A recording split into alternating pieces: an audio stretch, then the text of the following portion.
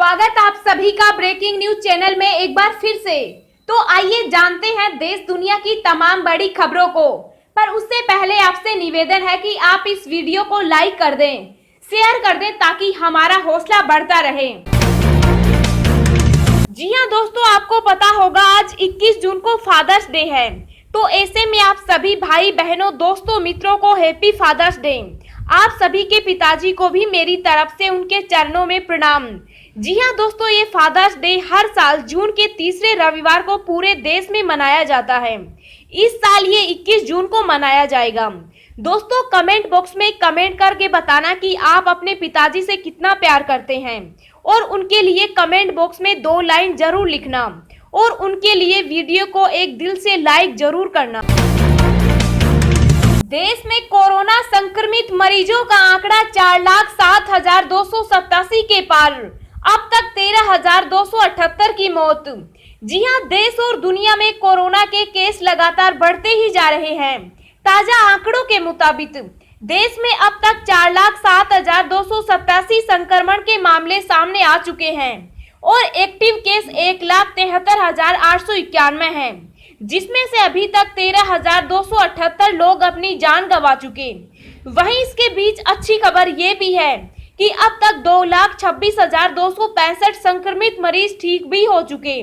दुनिया भर में कोरोना वायरस की वजह से कुल 4,58,726 लोगों की जान जा चुकी है, जबकि वायरस से संक्रमित लोगों की संख्या 85,76,919 हो गई है। इनमें एक्टिव केस 39,36,919 हैं और खुशी की बात यह है कि अब तक 42,38,274 लोग ठीक हो चुके हैं। पीएम ने लॉन्च की नई रोजगार योजना, जानिए कौन ले सकेंगे फायदा और कैसे मिलेगा काम। जी हां, देश में कोरोना महामारी की मार झेलकर नौकरियां खोने के बाद अपने घरों को लौटे प्रवासी मजदूरों को प्रधानमंत्री नरेंद्र मोदी ने एक बड़ा तोहफा दिया है। प्रधानमंत्री ने वीडियो कॉन्फ्रेंस के माध्यम से गरीब कल्याण रोजगार योजना लॉन्च कर दी है। प्रधानमंत्री द्वारा इस योजना को लॉन्च करने के बाद इसकी मदद से प्रवासी मजदूरों को अपने घर के ही पास काम मिलेगा।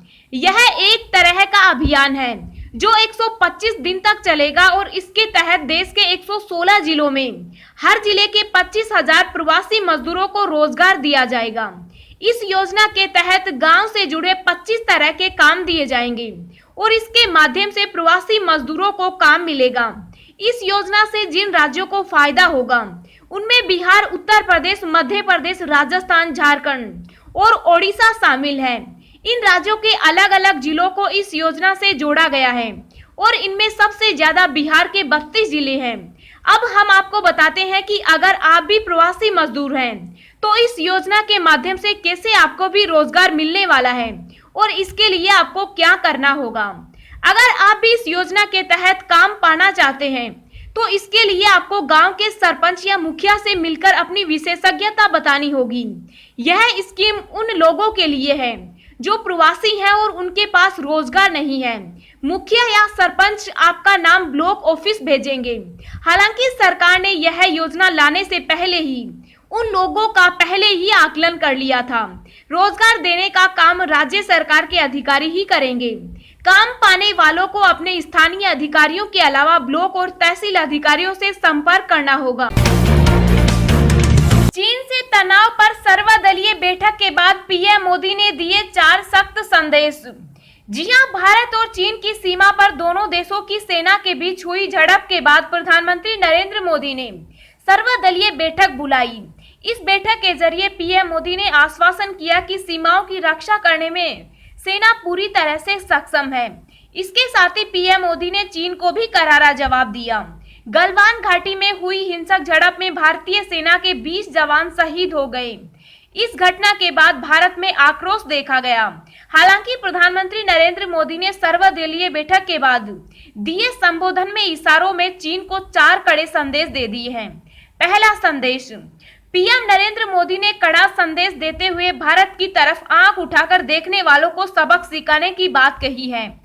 प्रधानमंत्री नरेंद्र मोदी ने सर्वदलीय बैठक में कहा कि न तो वहां कोई हमारी सीमा में घुसा और न ही हमारी कोई पोस्ट किसी दूसरे के कब्जे में है। लद्दाख में हमारे 20 जांबाज शहीद हुए, लेकिन जिन्होंने भारत माता की तरफ आंख उठाकर देखा था, उन्हें वो सबक सिखाकर गए। दूसरा संदेश, पीएम मोदी ने ये भी जता दिया कि अब भारत डिफेंस के लिहाज से भी काफी मजबूत है। पीएम मोदी ने कहा कि बीते वर्षों में देश ने अपनी सीमाओं को सुरक्षित करने के लिए बॉर्डर एरिया को प्राथमिकता दी है। हमारी सेनाओं की दूसरी आवश्यकताओं जैसे फाइटर प्लेन, आधुनिक हेलीकॉप्टर, मिसाइल डिफेंस सिस्टम आदि पर भी हमने बल दिया है। नए बने हुए की वजह से खासकर एलएसी में अब हमारी पेट्रोलिंग की क्षमता भी बढ़ गई है। तीसरा संदेश, पीएम मोदी ने कड़ा संदेश देते हुए इस बात को भी सामने रख दिया है कि राष्ट्र हित से बढ़कर कुछ भी नहीं है। पीएम मोदी ने कहा कि राष्ट्र हित, देशवासियों का हित हमेशा हम सभी की सर्वोच्च प्राथमिकता रही है। राष्ट्रीय सुरक्षा के लिए जो भी जरूरी काम है उसे इसी तरह तेज गति से आगे भी किया जाता रहेगा। आज हमारे पास ये क्षमता है कि कोई भी हमारी 1 इंच जमीन की तरफ आंख उठाकर भी नहीं देख सकता। चौथा संदेश, साथ ही प्रधानमंत्री नरेंद्र मोदी ने यह भी संदेश दिया कि भारत किसी भी बाहरी दबाव के आगे नहीं झुकेगा। पीएम नरेंद्र मोदी ने कहा कि चाहे ट्रेड हो, कनेक्टिविटी हो, भारत ने कभी किसी बाहरी दबाव को स्वीकार नहीं किया है।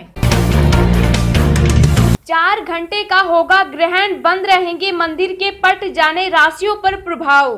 जी हां, देश में जब भी खगोलीय घटना होती है तब लोगों में उत्सुकता अपने आप बढ़ जाती है। कुछ ऐसा ही 21 जून को होने वाला है, जब सूर्य ग्रहण का नजारा लोगों को देखने को मिलेगा। 21 जून को लगने वाले सूर्य ग्रहण पर देश और दुनिया की नजरें टिकी हुई है।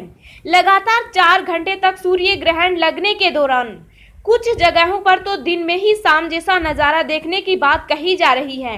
21 जून को सुबह 10:25 से ग्रहण शुरू होगा।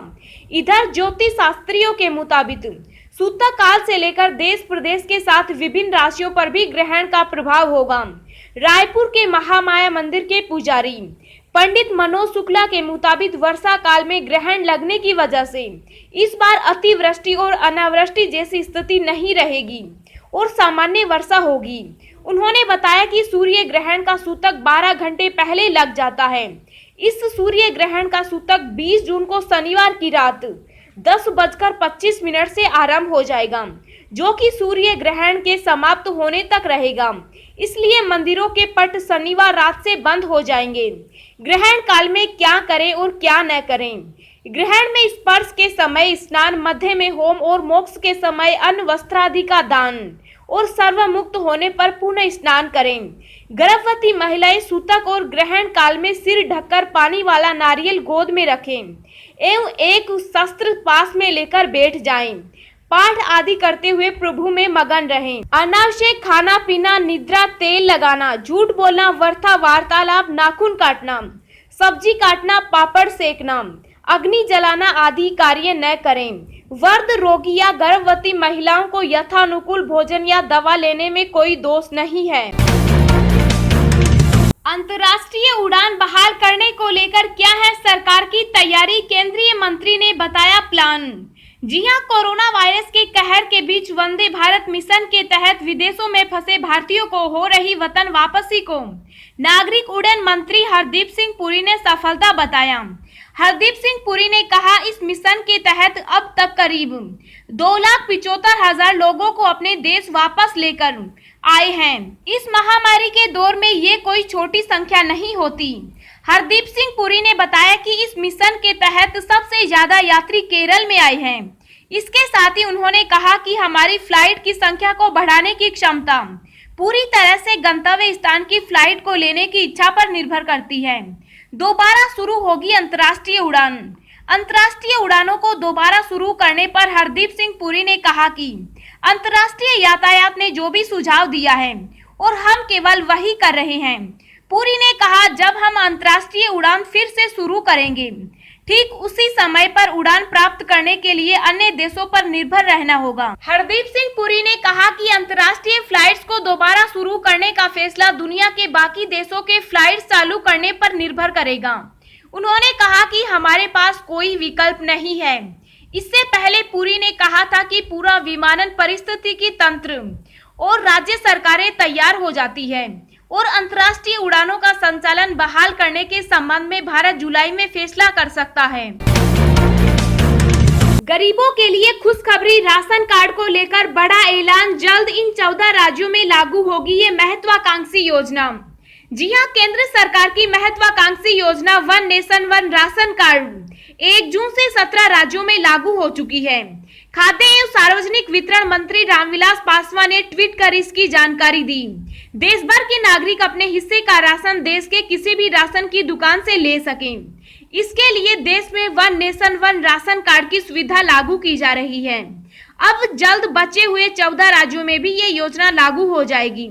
इस योजना के लागू होने के बाद लाभार्थी लोग देश के किसी भी हिस्से में किसी भी राशन डीलर से अपने कार्ड पर राशन ले सकेंगे। उन्हें न तो पुराना राशन कार्ड सरेंडर करना होगा और न ही नई जगह पर राशन कार्ड बनवाना पड़ेगा। आइए आपको बताते हैं कि किस जगह राज्य में कब तक लागू हो सकती है ये योजना। यहाँ हो चुकी है लागू। यह योजना अब तक आंध्र प्रदेश, गोवा, गुजरात, हरियाणा, झारखंड, कर्नाटक, केरल, मध्य प्रदेश, महाराष्ट्र, राजस्थान, तेलंगाना, त्रिपुरा, बिहार, उत्तर प्रदेश, पंजाब, हिमाचल प्रदेश और दमन दीव सहित 17 राज्यों में लागू हो चुकी है। इन राज्यों में की जा सकती है जल्द लागू। इस योजना से ओडिशा, नागालैंड और मिजोरम राज्यों के जुड़ जाने से देश के कुल 20 राज्यों में यह योजना कार्यान्वित हो जाएगी। इसके साथ ही 1 अगस्त 2020 को उत्तराखंड, सिक्किम और मणिपुर सहित 3 और राज्य इस योजना से जुड़ जाएंगे। WHO के प्रमुख ने कहा, ज्यादा तेजी से हो रहा है कोरोना महामारी का प्रसार, हम और भी खतरनाक चरण में हैं। जी हां, कोरोना वायरस से दुनिया भर में मची तबाही को लेकर WHO के प्रमुख डॉक्टर टेड्रोस ने कहा कि कोविड-19 महामारी का प्रसार तेजी से हो रहा है और कल एक दिन में अब तक के सर्वाधिक मामले सामने आए हैं। डॉक्टर टेड्रोस ने कहा कि नए मामलों में से लगभग आधे उत्तर और दक्षिणी अमेरिका महाद्वीप से हैं। दक्षिण एशिया और पश्चिम एशिया से भी मामले काफी संख्या में हैं। डॉक्टर टेड्रोस ने कहा, हम नए और खतरनाक चरण में हैं। महामारी को रोकने के लिए प्रतिबंधात्मक कदमों की अब भी आवश्यकता है। अनेक लोग घर में रहने से निराश हैं और देश अपने समाजों को खोलने के लिए उत्सुक है। टेड्रोस ने कहा कि विषाणु अब भी तेजी से फैल रहा है और भौतिक दूरी, मास्क लगाने तथा हाथ धोने जैसे कदम अब भी महत्वपूर्ण हैं। उन्होंने कहा कि मृतक संख्या खास तौर पर शरणार्थियों में अधिक होगी, जिनमें से 80% से अधिक विकासशील देशों में रहते हैं। WHO की शीर्ष वैज्ञानिक डॉक्टर सौम्या ने कहा था कि संगठन इस साल के अंत से पहले कोविड-19 का टीका उपलब्ध होने को लेकर आशावादी है। कोरोना वायरस के उपचार की दवा को लेकर चल रहे चिकित्सकीय परीक्षण के मद्देनजर जिनेवा से आयोजित प्रेस वार्ता के दौरान स्वामीनाथन ने कहा कि यह साबित हो गया है कि मलेरिया रोधी दवा हाइड्रोक्सीक्लोरोक्विन कोरोना वायरस से संक्रमित होने के बाद अस्पताल में भर्ती हुए लोगों की मौत रोकने में कारगर नहीं है। दोस्तों, अगली खबर जानने से पहले आपसे एक रिक्वेस्ट है कि इस वीडियो को बनाने में मुझे बहुत ज्यादा मेहनत लगती है, तो इस मेहनत के लिए वीडियो को एक छोटा सा लाइक जरूर करें। अब हम आपको अगले 24 घंटों के संभावित मौसम पूर्वानुमान के बारे में बता रहे हैं। अगले 24 घंटों के दौरान पूर्वी उत्तर प्रदेश, उत्तर पूर्वी मध्य प्रदेश, छत्तीसगढ़, उप हिमालय, पश्चिम बंगाल, सिक्किम, असम, मेघालय, अरुणाचल प्रदेश, नागालैंड के साथ साथ केरल और तटीय कर्नाटक के कुछ हिस्सों में हल्की से मध्यम बारिश के आसार हैं। शेष पूर्वोत्तर भारत, गंगीय पश्चिम बंगाल, ओडिशा, तटीय आंध्र प्रदेश, विदर्भ के कुछ हिस्सों, कोंकण, गोवा, उत्तराखंड, जम्मू कश्मीर, लद्दाख, गिलगित बाल्टिस्तान, मुजफ्फराबाद, हिमाचल प्रदेश, पंजाब, हरियाणा, दिल्ली और पूर्वी राजस्थान में हल्की से मध्यम बारिश की संभावना है। मराठवाड़ा, मध्य महाराष्ट्र, पश्चिमी मध्य प्रदेश और तेलंगाना में भी कहीं कहीं हल्की बारिश के साथ साथ 1-2 स्थानों पर मध्यम बौछारें गिर सकती हैं। दक्षिणी गुजरात, आंतरिक कर्नाटक, तमिलनाडु, अंडमान व निकोबार द्वीप समूह और लक्षद्वीप में हल्की बारिश का अनुमान है।